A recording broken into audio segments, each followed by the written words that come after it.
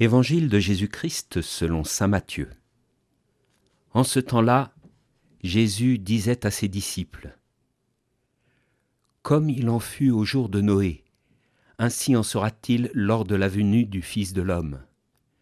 En ce jour-là, avant le déluge, on mangeait et on buvait, on prenait femme et on prenait mari, jusqu'au jour où Noé entra dans l'arche.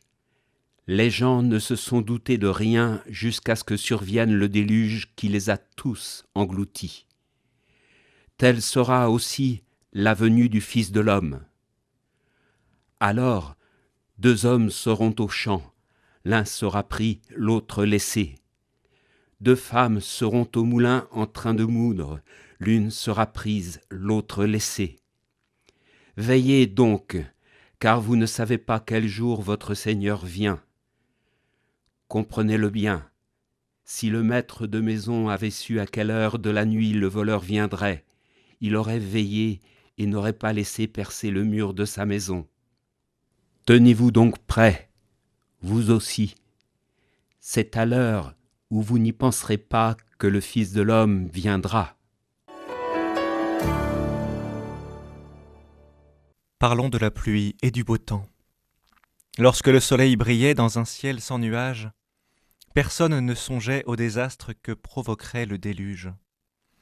Les gens ne se sont doutés de rien jusqu'à ce que survienne le déluge qui les a tous engloutis. Quand la pluie est tombée, seul Noé, resté vigilant et à l'écoute du Seigneur, trouva refuge dans l'arche. Jésus associe la fin des temps au jour de Noé, et ses disciples, tous ceux qui marchent à sa suite hier et aujourd'hui, doivent rester vigilants et supposer que le jugement est proche.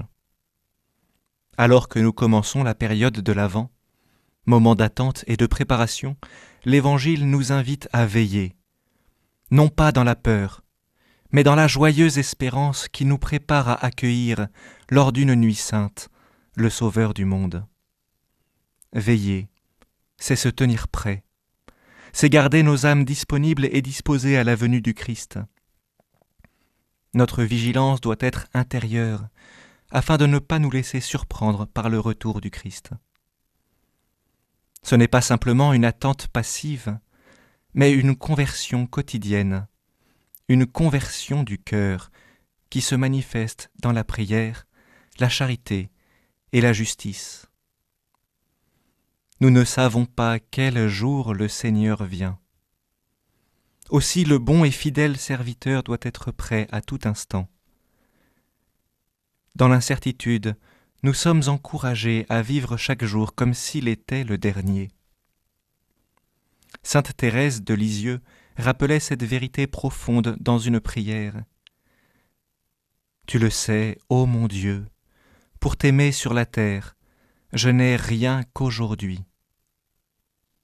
Voilà une invitation à la conversion permanente, à la conversion du quotidien, qui transforme les petites actions en signes de l'attente du royaume. Ainsi, la vigilance se traduit concrètement par des œuvres de miséricorde, la défense de la dignité humaine et la lutte contre les ténèbres du péché. Nos actions deviennent alors des signes visibles de l'attente du royaume. Par conséquent, comme les premiers chrétiens attendaient le Christ dans la prière, nous devons aujourd'hui cultiver une relation intime avec Dieu. Nous sommes des serviteurs, mais Jésus veut nous appeler amis. Des amis, rassemblés dans son Église qui se tient prête à accueillir son Seigneur dans chaque célébration liturgique, chaque action de charité et chaque décision morale.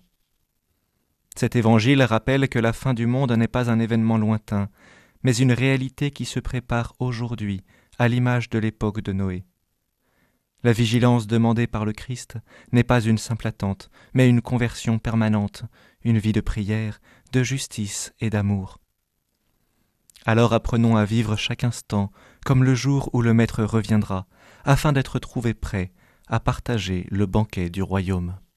L'évangile du jour était commenté par le père Benoît de Vasselot, prêtre coopérateur au service des paroisses Sainte-Marie en Pays d'Ancenis et Saint-Benoît en Val-de-Loire.